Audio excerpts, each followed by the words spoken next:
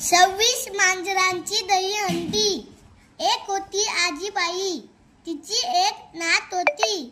दोघांनाही मांजरांची खूप खूप आवड होती। आजीबाईकडे 4 मांजरे होती। एकाचे नाव होते बोकोबा, दुसरा होता शोकोबा, तिसरा काळोबा आणि चौथा साळोबा। एकदा काय झाले, आजीबाई गेली बाजारात, मांजरे होती घरात। आजीबाईने लोणी उंचावर ठेवले होते।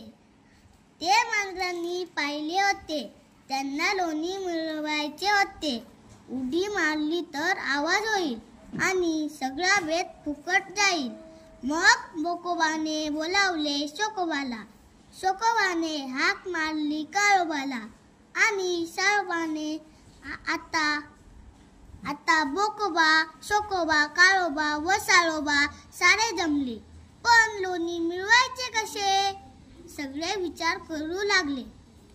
छोटा साळोबा फार हुशार, तो सांगू लागला, बोकोबा, आपण एकावर एक असे उभे राहू।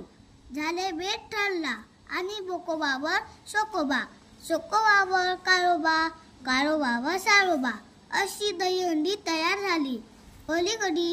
पलीकडे माधुरी झोपली होती। तिला अचानक जाग आली। तो काय गंमत, समोर मांजरांची दहीहंडी। तिला खूप मजा वाटली।